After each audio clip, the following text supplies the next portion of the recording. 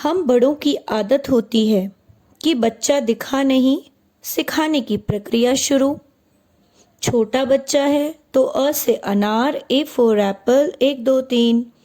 और वहीं बड़ा बच्चा है तो उसकी कक्षा और उसके स्तर के अनुसार। आज इसी कड़ी को आगे बढ़ाते हैं और सुनते हैं एक कहानी जहां बच्चा गर्मी की छुट्टियों को जी भर कर एंजॉय करना चाहता है। वह अपने घर के बाहर निकलता ही है कि पिताजी रोक लेते हैं और पढ़ने बैठने का आदेश सुना देते हैं। वह मन ही मन बुदबुदाने लगता है, यदि छुट्टियों में भी पढ़ाई करना जरूरी है तो फिर छुट्टियां दी ही क्यों जाती है। इतना बोलने के बाद भी वह पिताजी को मना नहीं कर सकता था, अतः स्लेट पेंसिल लेकर पिताजी के कमरे में पढ़ने के लिए जाता है, जहां उसके पिताजी पहले से ही गणित की पुस्तक खोलकर बैठे हैं। अब गणित से तो बच्चे की कोई खास दोस्ती थी नहीं, मुख्य रूप से इस बच्चे की यानी स्वामीनाथन की। स्वामीनाथन न चाहते हुए भी पढ़ने के लिए बैठ जाता है। अब पिताजी उसे सवाल हल करने के लिए देते हैं। सवाल सुनिए। राम के पास 10 आम हैं जिनसे वह 15 आने कमाना चाहता है। कृष्ण को सिर्फ 4 आम चाहिए। कृष्ण को कितना पैसा देना पड़ेगा? चलिए आप सवाल हल करके बताइए, फिर हम जानेंगे स्वामीनाथन ने सवाल कैसे हल किया। देखिए, कुल आम है 10 और टोटल आमदनी यानी वह 15 आने कमाना चाहता है, तो ये बन जाता है फ्रैक्शन, जिसे हम भिन्न कहते हैं। फ्रैक्शन, अब इसको काट दो तो हो जाएगा 3/2। अब कृष्ण को कितने आम चाहिए? 4, तो 3/2 में गुणा कर दो 4, तो 2 से 4 कट जाएगा, 2 दूनी 4, तो 3 दूनी 6, यानी टोटल कुल कृष्ण को 6 आने देने होंगे राम को। अब स्वामीनाथन जैसे ही सवाल सुनता है, सवाल में आम की बात को सुनकर उसके मुंह में ही पानी आ जाता है।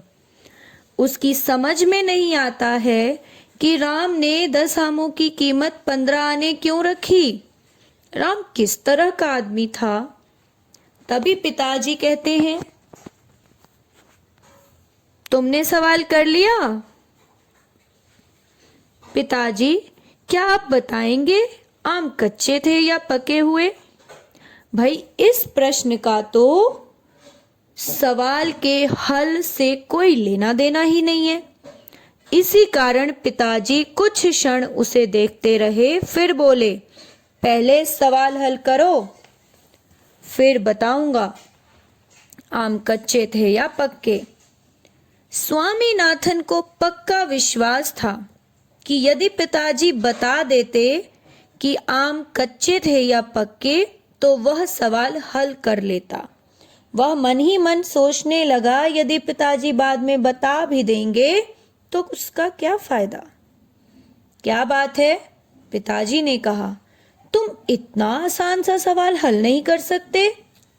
एकदम से छूटते ही स्वामीनाथन कहता है, हमें स्कूल में यह नहीं पढ़ाया जाता। स्लेट इधर लाओ, मैं तुम्हें अभी सवाल हल करके दिखाता हूं, पिताजी ने कहा। स्वामीनाथन बड़ी उत्सुकता से किसी चमत्कार की प्रतीक्षा कर रहा था। पिताजी ने सवाल को मन में पढ़ा और पूछा, 10 आमों की कितनी कीमत है? स्वामीनाथन ने सवाल पर नजर डालकर यह जानना चाहा कि उसके किस हिस्से में जवाब छिपा है। फिर बोला, पता नहीं, तुम 1 नंबर के बुद्धू हो, पढ़ो, सवाल पढ़ो। राम ने 10 आमों की कितनी रकम मांगी? 15 आने। इस तरह से बारीकी से पिताजी स्वामीनाथन को सवाल समझाते रहे। स्वामीनाथन उत्तर देता रहा और अंत में पिताजी कहते हैं, 4 आमों का कितना दाम हुआ? उसे सवाल पल्ले ही नहीं पड़ा। वह परेशान, वो मन ही मन सोचने लगा कि पता नहीं पिताजी को मुझे सताने में क्यों ऐसा मजा आ रहा है, वो क्यों मुझे परेशान कर रहे हैं। अगर उनको कीमत जाननी है तो वो बाजार जाकर पूछ क्यों नहीं आते, वो मुझसे क्यों पूछ रहे हैं।